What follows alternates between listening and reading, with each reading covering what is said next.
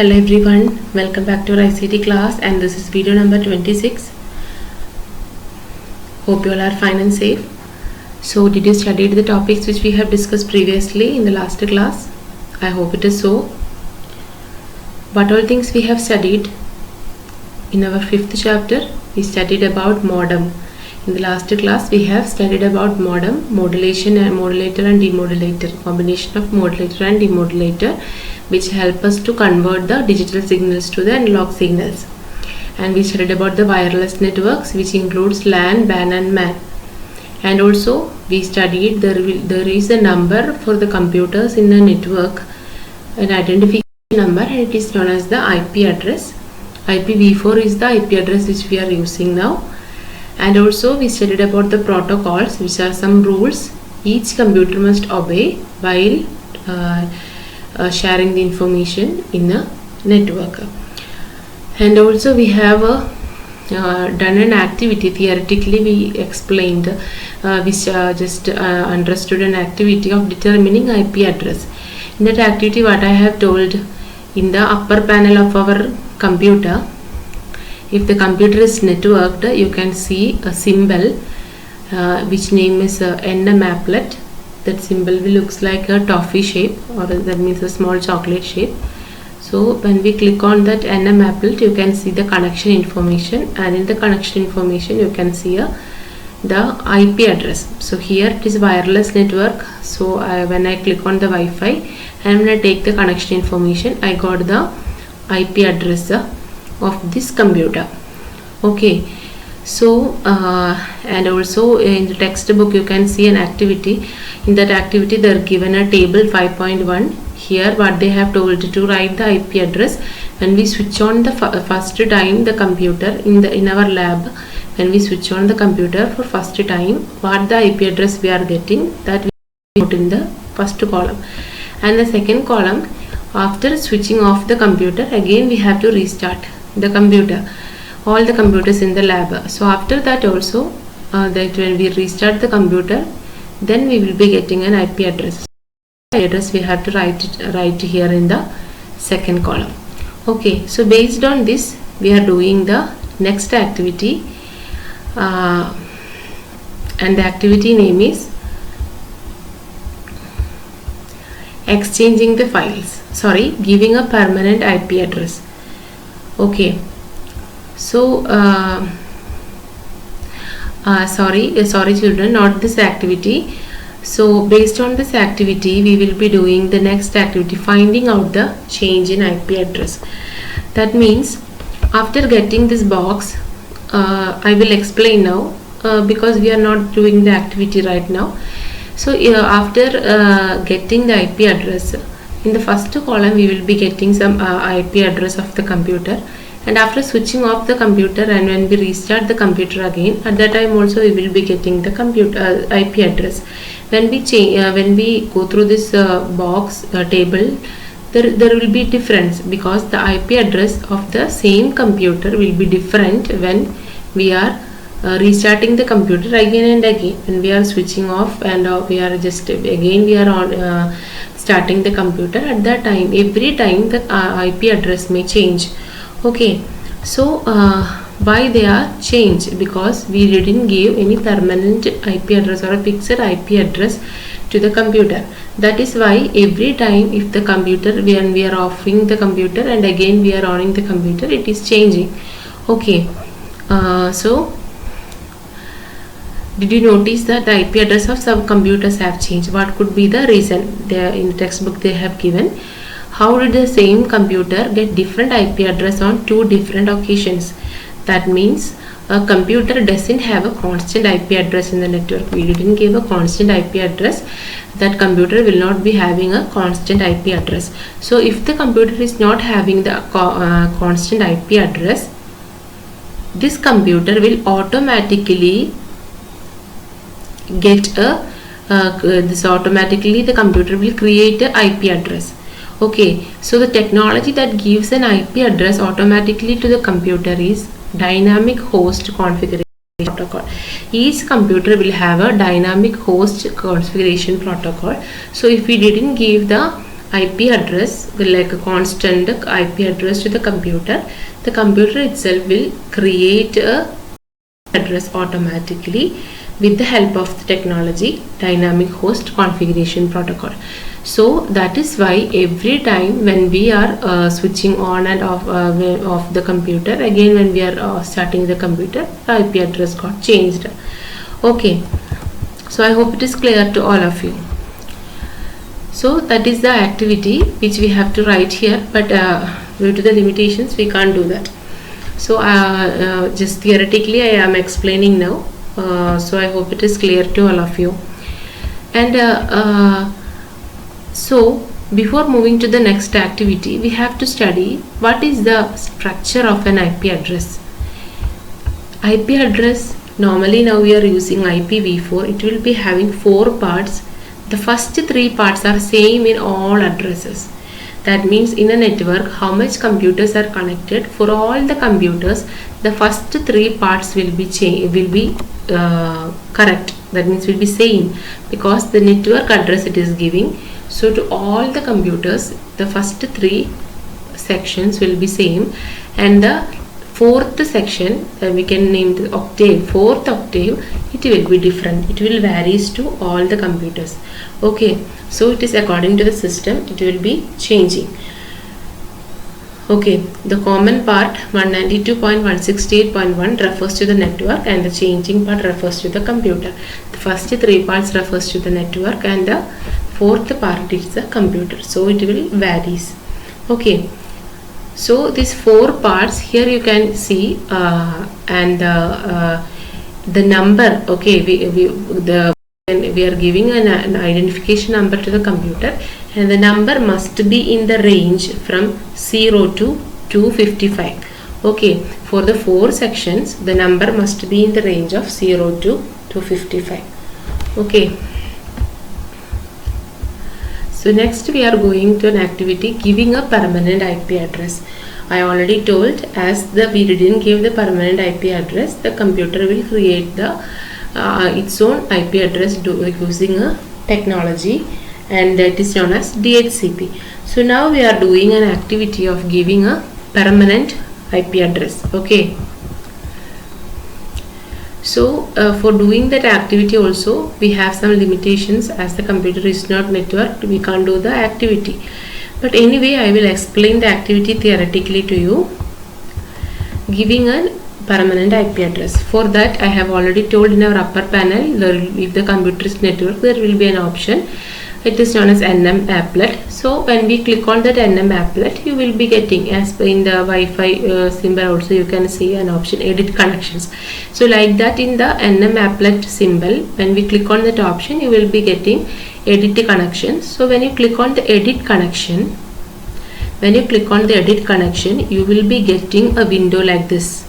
This is the edit connection window, figure 5.7. You can see this is the edit connection window. From this window we have to select the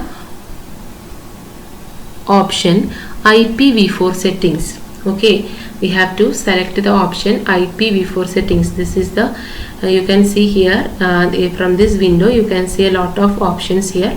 From there we have to select IPv4 settings, and in the IPv4 settings tab, when you click on that tab, you will be getting this options. And from that options, in the method option, we have to click on manual.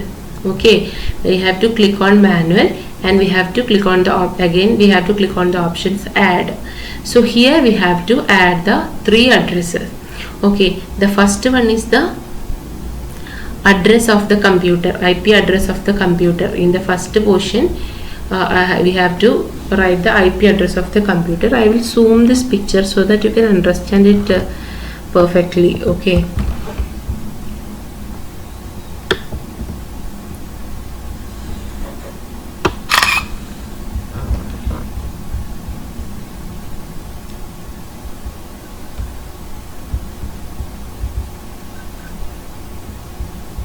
So this is a picture. So not that much clear. Anyway, so this is the picture. Here this is the from this window. Here you can see this tab is IPv4 settings. So when we click on that tab, we have to we will be getting these options. Here in the method you have to write manual, and we have to click on the option add. So and here we have to write the three address. The first address is the IP address of the computer, and the next one is net mask. Net mask means the range. Okay, I already told the range of these four values are from 0 to 255. So here you have to write the network like 255.255.255.0. These will be these all are fixed. Okay, it will not change. And gateway means to after the computer process the data, this computer will it forms as a digital signal, so it will give to the modem. Okay, so we have to write the address of the modem here. Okay, IP address of the modem. The IP address of the, we have to write the IP address of the modem, because the computers after processing, it is converting the digital it is producing the digital signals and it is giving to the modem. The modem is converting the digital signals to this analog signals. So here we have to write the IP address of the modem in the place of gateway. Okay, so after that we have to click on the save option.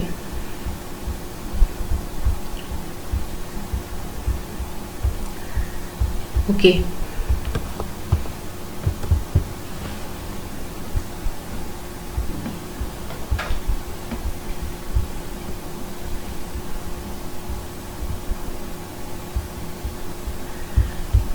so after that we have to click on the save button. So when you click on the save button, it will be asked for a password. So or for all the computers which is in the network, there will be an administrator password. So we have to give that password. After that you will be that means that for that computer it will be getting the permanent IP address. Okay, so here in this position we have to give the address manually. Okay, here I have given the address manually.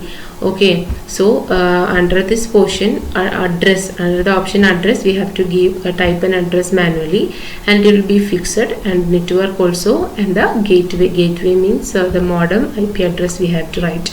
After that we have to write the administrator password. Then before that we have to save. When we save, they will be asking for the administrator password. Okay, so in this way we can create the IP address manually to the computer. Okay, if I want to connect the computer to the internet in the computer's network, if I want to connect to the internet, that is also possible. Here it is the arrangement. Give a connection from your modem or router to the switch using a network cable. Then check whether the computers connected to the switch are also connected to the internet. Okay, here what they have given, this is the two computers, and using the cable they have connected to the intermediate node, which is known as the switch. Okay, and after that this switch it is connected to the modem. That means here the computers can share the informations to the switch, and the switch will by using a network cable, this digital signals, this switch will given to the modem, and the modem is converting the digital signals to the analog signals. Okay, hence we are getting the output. So if we want to connect to the internet, what we can do? Give a connection from your modem to the modem or router to the switch using a network cable. Then check whether the computers connected to the switch are also connected to the internet. Okay, in this way we can connect to the internet also. If we don't want the switch, we can directly connect to the, as there is two computers, we can directly connect to the computers using the cables. Okay, and the next activity is of exchanging the files. Okay, if the computer want to exchange the files with between each other, is that possible? Yeah, that is also possible. I already told the computers in a network will exchange the informations. So what all things are required for exchanging the informations with computer? We need, that means suppose we are assuming two computers, computer 1 and computer 2, and these two computers, computer 1 want to copy a file, computer 2 want to copy a file from the computer 1. So what they have to do? This computer 2 needed the file name of the computer 1, the place where the file is kept, and the IP address. File name must be given for that that file. We have to locate the place where the file is kept and the IP address. Okay, so here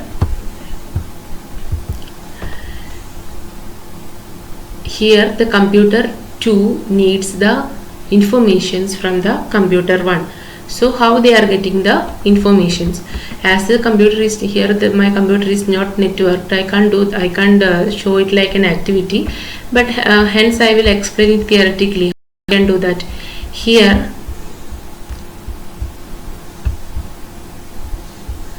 in the option places, we have to click on the option network.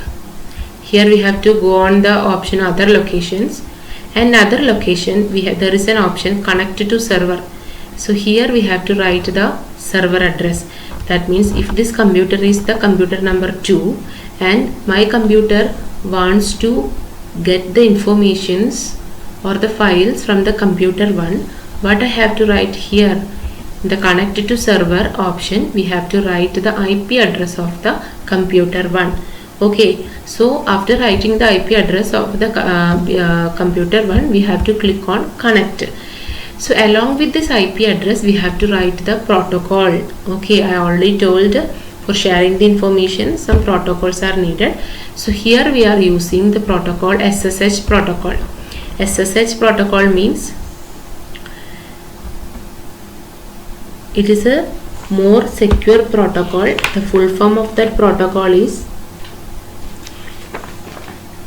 Secure Socket Shell Protocol. Okay, so here we are using SSH protocol. SSH in this way. This is the address we have to type there. Okay, this is the address, figure 5.9. You can see this is the address we have to type in that window, the address of the computer 1, or we can say the address from which we need address of the computer from which we need the files to be shared. Okay, so after writing this address along with this protocol, we have to click on the option connect button. We have to click. So as we are copying the address from the copying the files from another computer, they will be asked for, as per the protocol, they will be asked for the username and password. Okay, so we have to give the username and password of the computer 1, from which computer we are sharing the information. That computer's username and password we have to type. So after that when we click on the connect again, you can see the screen of the first computer. All the informations, all the files of the first computer will be visible in the computer number 2. Okay, in this way we can share the file between two computers. And the last activity of this chapter is printing over the network. That means, suppose, just a second. Okay, suppose we can assume like computer 1 and computer 2, and this if only the computer 2 is connected to the printer. If computer 1 or some more computers are there, if all the computers must access if they want to access the printer, how it can be possible? Okay, printing over the network, that is that activity 5.8. If in the computer lab, sometimes only the computer number 2 will be connected to the printer, but all the computers must access the printer. How they can access the printer? So for that also there is an activity. We have to activate that network. How we can do that? For that, in the system settings,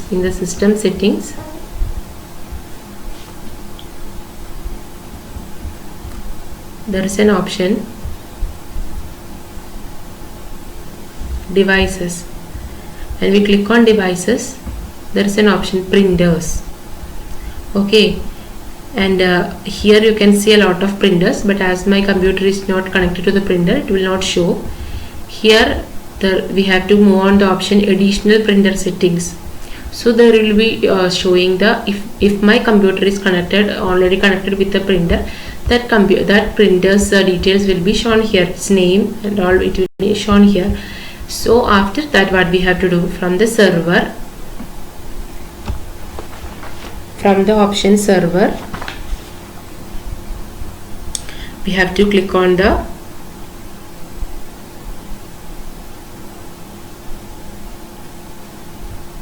settings.